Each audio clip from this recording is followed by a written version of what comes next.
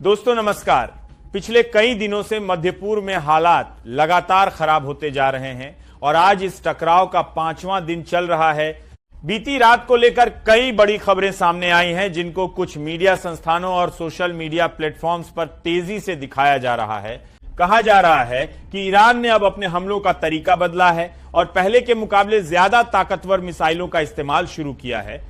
Reports के अनुसार मध्यम दूरी की बैलिस्टिक मिसाइल यानी एमआरबीएम और मल्टी वारहेड तकनीक वाली मिसाइलों की चर्चा हो रही है।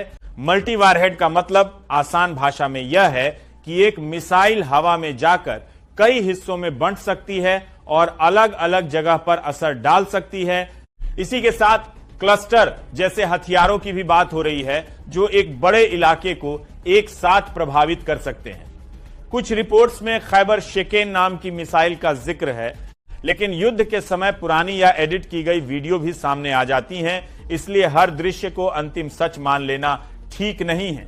कुछ पोस्ट में कहा गया कि इजराइल के एयर डिफेंस सिस्टम पर दबाव बढ़ा है, वहीं दूसरी तरफ इजराइल की ओर से भी जवाबी हमलों की खबरें आई हैं, जिनमें ईरान के कुछ ठिकानों और एक एयरपोर्ट को निशाना बनाए जाने का दावा है। एक ड्रोन गिराए जाने की बात भी कही गई है। कुछ रिपोर्ट्स में एक सरकारी इमारत पर हमले की चर्चा है, लेकिन इन सभी बातों पर आधिकारिक और स्पष्ट जानकारी का इंतजार है। खाड़ी क्षेत्र के समुद्री रास्तों को लेकर भी चिंता बढ़ रही है, क्योंकि दुनिया का बड़ा हिस्सा तेल सप्लाई के लिए इसी रास्ते पर निर्भर करता है, लेकिन एक क्षेत्र के समुद्री रास्तों को लेकर भी चिंता बढ़ रही है। अगर ये रास्ते प्रभावित होते हैं तो अंतर्राष्ट्रीय बाजार में तेल की कीमतें बढ़ सकती हैं और इसका असर आम लोगों की जेब पर पड़ सकता है। कई विश्लेषक मानते हैं कि यह टकराव केवल 2 देशों तक सीमित नहीं रहेगा, बल्कि बड़े देशों की राजनीति को भी प्रभावित कर सकता है। अमेरिका की भूमिका पर चर्चा हो रही है, क्योंकि वह लंबे समय से इजरायल का सहयोगी रहा है। वहीं रूस और चीन जैसे देशों की स्थिति पर भी नजर है।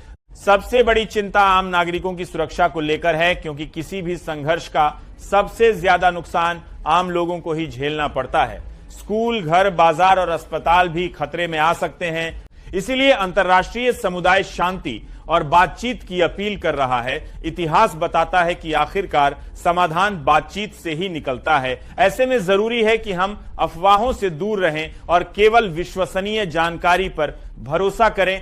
हमारा उद्देश्य है कि आपको सरल और साफ शब्दों में हर पहलू की जानकारी दी जाए, बिना डर फैलाए और बिना एक तरफा निष्कर्ष निकाले। जैसे ही कोई पक्की जानकारी सामने आएगी, हम आपके साथ साझा करेंगे। और अब इस विषय पर आपसे कुछ सवाल रखना चाहता हूं, ताकि आपकी राय भी सामने आए।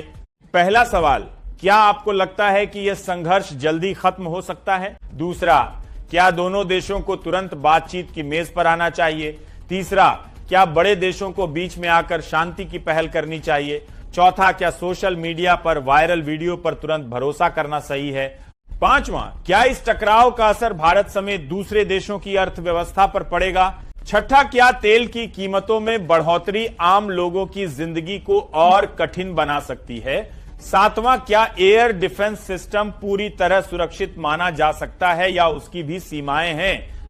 आठवां, क्या आम नागरिकों की सुरक्षा के लिए अंतर्राष्ट्रीय कानून और मजबूत होने चाहिए? नौवां, क्या आपको लगता है कि मीडिया को ऐसे समय में और ज्यादा जिम्मेदारी से काम करना चाहिए? और 10वां सबसे महत्वपूर्ण सवाल आपकी नजर में, इस पूरे संकट का शांतिपूर्ण समाधान क्या हो सकता है?